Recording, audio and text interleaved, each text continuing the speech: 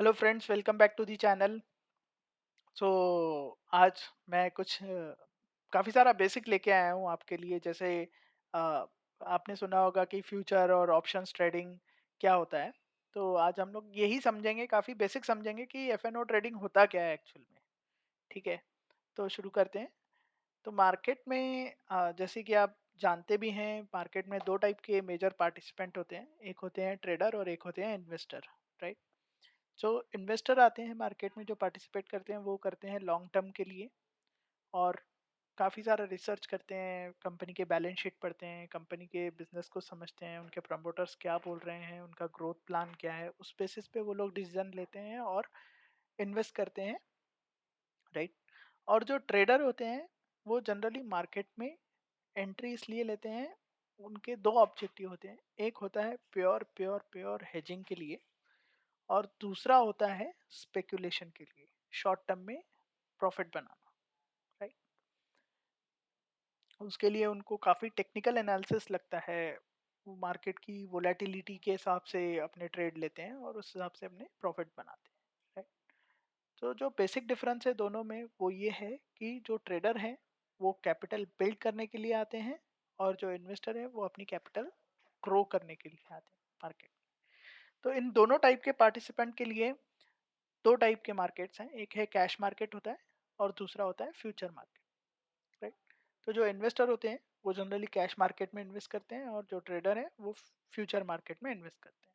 तो cash market में जब इन्वेस्ट करते हैं, अगेन कैश मार्केट में दो टाइप के मार्केट हैं, primary market and secondary market.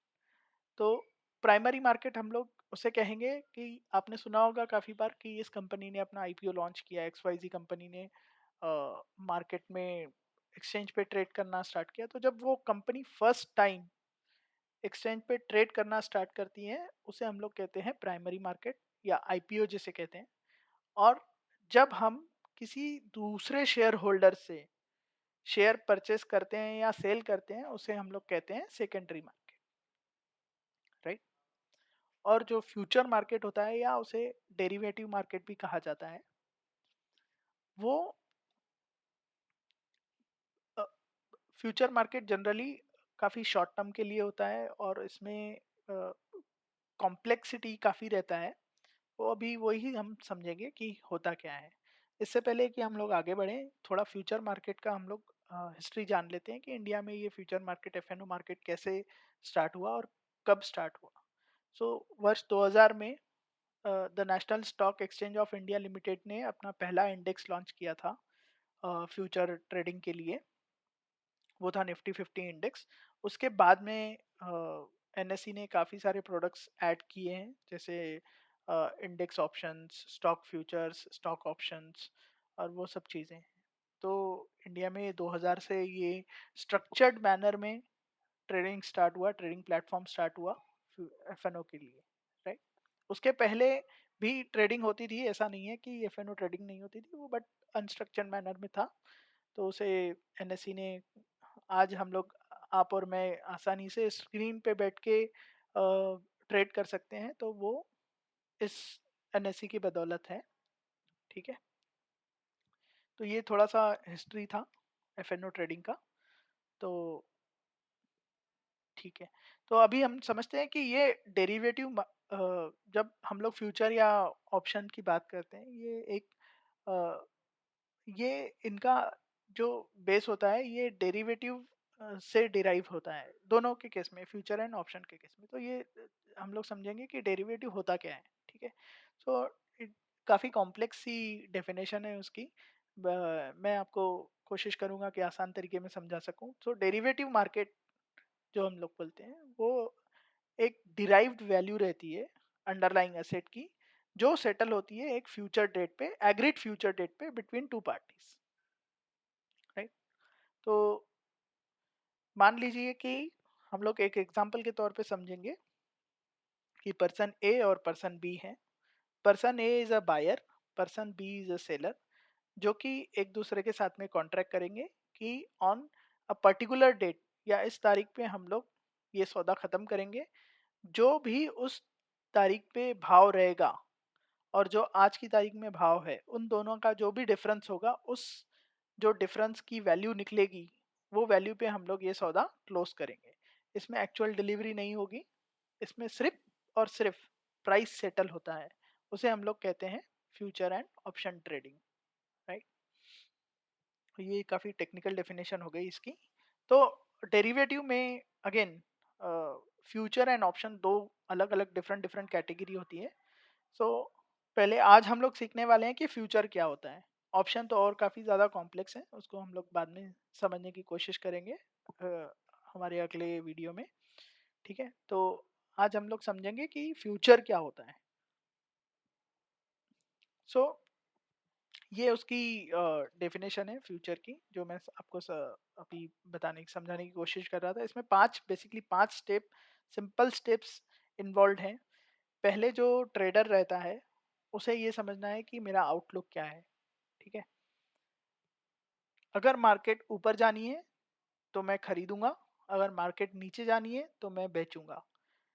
इसमें फ्यूचर का एक यूनिक कैरेक्टरिस्टिक है, इसमें आपके पास शेयर होना ये जरूरी नहीं है, राइट।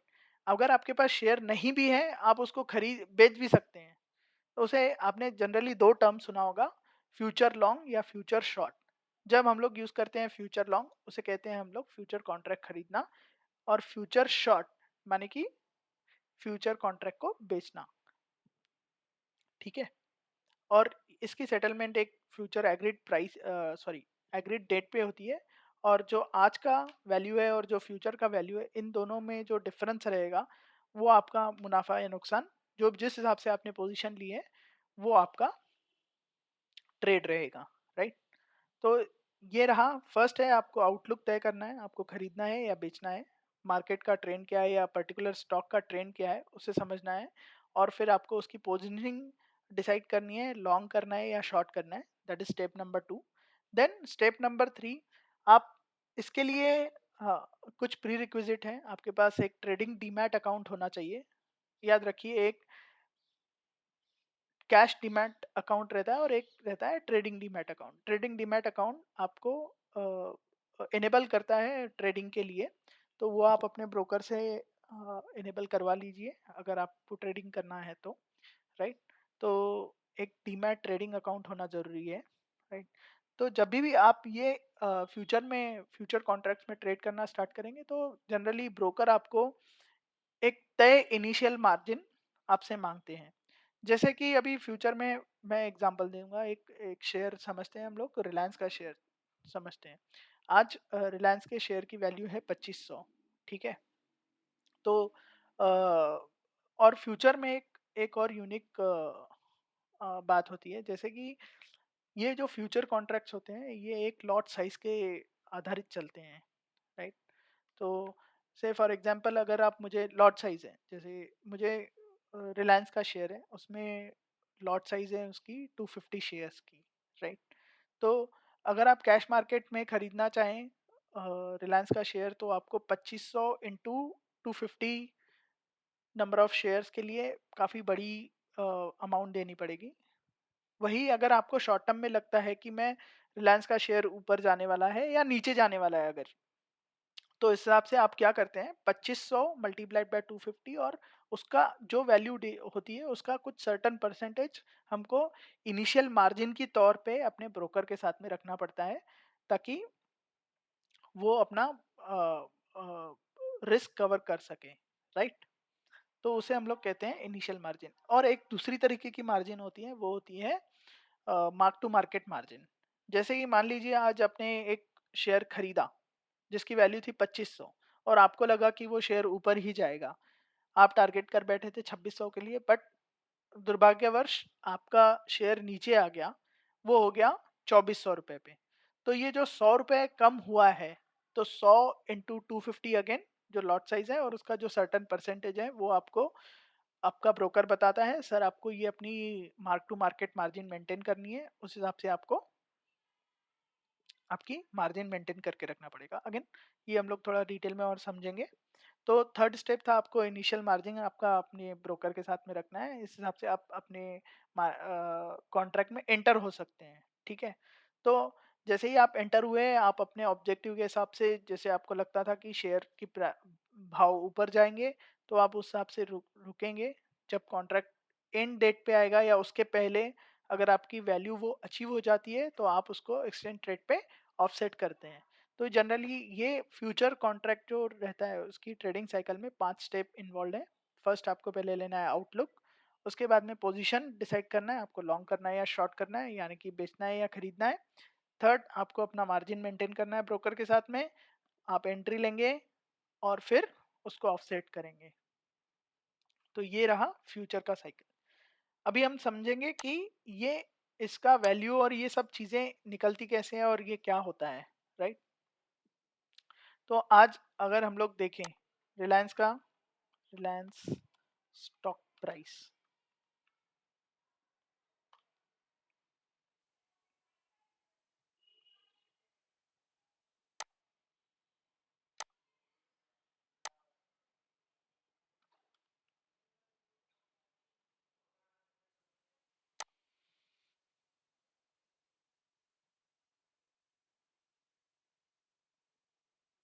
देखिए आज का रिलायंस का वैल्यू जो है वो है 2391, राइट।